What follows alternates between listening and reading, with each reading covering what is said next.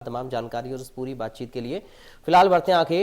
Bharatiya Janata party ने 2 राज्यसभा उम्मीदवारों के नामों का ऐलान किया है। यूपी के 2 राज्यसभा उम्मीदवारों के नाम का ऐलान बीजेपी की ओर से किया गया है। ये ताजा अपडेट राज्यसभा चुनाव को लेकर आपको बता दें, यूपी के 2 राज्यसभा उम्मीदवारों के नामों का ऐलान हुआ है। यूपी से डॉक्टर के लक्ष्मण को राज्यसभा का उम्मीदवार पार्टी ने बनाया। यूपी से मिथिलेश कुमार को राज्यसभा का उम्मीदवार पार्टी ने बनाया है। बीजेपी के सभी 8 प्रत्याशी आज नामांकन दाखिल करेंगे। तो राज्यसभा के लिए आज नामांकन दाखिल होगा प्रत्याशियों का। विधान भवन में बीजेपी से 8 प्रत्याशी नामांकन भरेंगे। सीएम योगी, डिप्टी सीएम समेत कई नेता मौजूद रहेंगे। इससे पहले आपको याद होगा कि जब बीजेपी ने अपनी सूची जारी की थी यूपी के लिए, तो 6 प्रत्याशियों के नाम का ऐलान किया था और कयास लगाए जा रहे थे कि बीजेपी 2 और प्रत्याशियों के नाम का ऐलान करेगी। चूंकि समाजवादी पार्टी ने चौथा कोई प्रत्याशी अपना खड़ा नहीं किया, तो जाहिर है अब बीजेपी ने अपना प्रत्याशी उतार दिया है। तो कुल मिलाकर अब बीजेपी ने 8 प्रत्याशी मैदान में उतारे हैं, जो कि इससे पहले 1 सीट को लेकर पेंच फंस रहा था। 7 बीजेपी की और 3 समाजवादी पार्टी की पक्की मानी जा रही थी, लेकिन 1 सीट को लेकर जो पेंच था, अब बीजेपी ने भी अपना 8वां उम्मीदवार मैदान में उतार दिया है। तो बीजेपी के सभी 8 प्रत्याशी जो हैं वो आज अपना नामांकन दाखिल करने वाले हैं। तो आज राज्यसभा के लिए बीजेपी के 8 प्रत्याशी अपना नामांकन दाखिल करेंगे। यूपी के 2 राज्यसभा उम्मीदवारों की घोषणा बीजेपी ने कर दी है। 6 प्रत्याशी पहले बीजेपी उतार चुकी है और 2 प्रत्याशियों के नामों का और ऐलान बीजेपी की ओर से अब कर दिया गया है। रजनीश पांडे इस वक्त हमारे साथ लाइव जुड़ गए संवाददाता अधिक जानकारी और बातचीत के साथ। रजनीश, 2 और प्रत्याशी बीजेपी ने उतार दिए, कुल मिलाकर अब 8 प्रत्याशी हैं जिनको आज नामांकन करना है। देखिए 11 राज्यसभा के यहाँ से प्रत्याशी चुनाव, अब तो चुनाव होना नहीं है, नामित होके जाएंगे, जिसमें 8 भारतीय जनता पार्टी के होंगे और 3 समाजवादी पार्टी के होंगे। स्थिति नहीं बन रही चुनाव कराने के लिए। अगर भारतीय जनता पार्टी अपना चौथा कैंडिडेट मैदान में उतारती तो जाहिर सी बात है कि अब मतदान की ओर होता।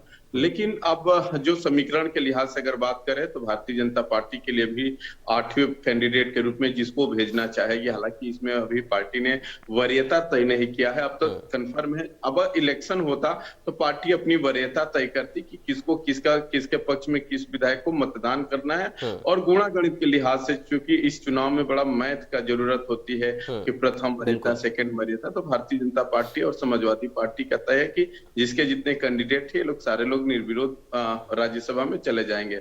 2 नामों के लेकर चर्चा थी कि आखिर अब भारतीय जनता पार्टी ने एक साथ 6 कैंडिडेटों की सूची जारी की थी। उसके बाद कयास लगाया जा रहा था कि कौन होगा। आरपीएन सिंह होंगे, मुख्तार अब्बास नकवी होंगे, 2-4 बड़े नाम भी आए थे। यहाँ के एक बड़े बिल्डर है जो राज्यसभा के पूर्व सांसद रह चुके हैं, समाजवादी पार्टी से आए थे, वो होंगे। तरह तरह के कयास लगाया जा रहा। लेकिन जैसे ही रात को 11 बजे सूची आई, उन सारे कयासों पर विराम लग गया। के लक्ष्मण ये ओबीसी मोर्चे के राष्ट्रीय अध्यक्ष है, तेलंगाना से आते हैं। भारतीय जनता पार्टी उनको उत्तर प्रदेश से राज्यसभा में भेज रही है।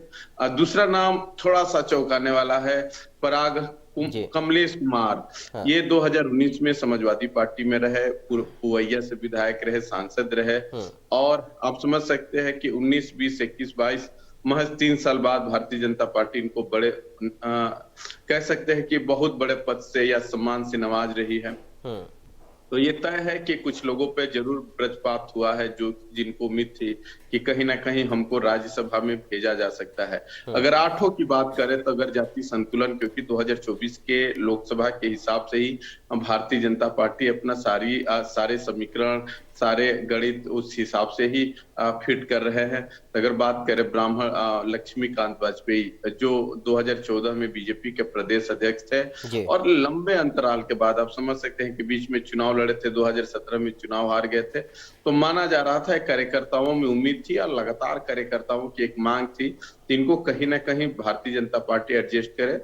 तो उनको दिया गया है राधे मोहन अग्रवाल, जो 4 बार के एमएलए रहे और उन्हीं के सीट से योगी आदित्यनाथ चुनाव लड़े, एमएलए बने और अब मुख्यमंत्री है। तो तरह तरह के इन पर भी सवाल खड़े किए जाते रहे कि आखिर राधे मोहन अग्रवाल का होगा क्या होगा। दर्शना सिंह ये महिला मोर्चे की अध्यक्ष रही है। महेंद्र पांडे पूर्व अध्यक्ष के जमाने में प्रदेश अध्यक्ष रहे, उनका करीबी रही है। इनका सियासी सफर जिलाध्यक्ष से चालू हुआ था, प्रदेश मंत्री होते हुए प्रदेश अध्यक्ष बनी, क्षेत्रीय मंत्री रही, बड़ा इनाम माना जा रहा है। दूसरी बात करें, संगीता यादव चौरी चौरा से विधायक थी। मुख्यमंत्री योगी आदित्यनाथ 2017 में इनको टिकट दिलवाए थे। इनका पति ब्यूरोक्रेट्स है, इनको राज्यसभा भेजे गए। तो तमाम अगर नामों की बात करें तो क्षेत्रीय जाति संतुलन बना के ही बीजेपी ने सबको मैदान में उतारा है। और मैंने पहले ही कहा कि अब यहाँ इलेक्शन ही होना है, जो नॉमिनेशन करेगा सीधे अब कुछ सदन में दिल्ली में जाके जी सरकार में अपनी बात मजबूत करेगा। जी चलिए, शुक्रिया आपका रजनीश। तो मिथिलेश कुमार और के लक्ष्मण, दो और प्रत्याशियों के नामों का ऐलान पार्टी ने कर दिया है। कुल मिलाकर आज 8 प्रत्याशी अपना नामांकन दाखिल करेंगे, जैसा कि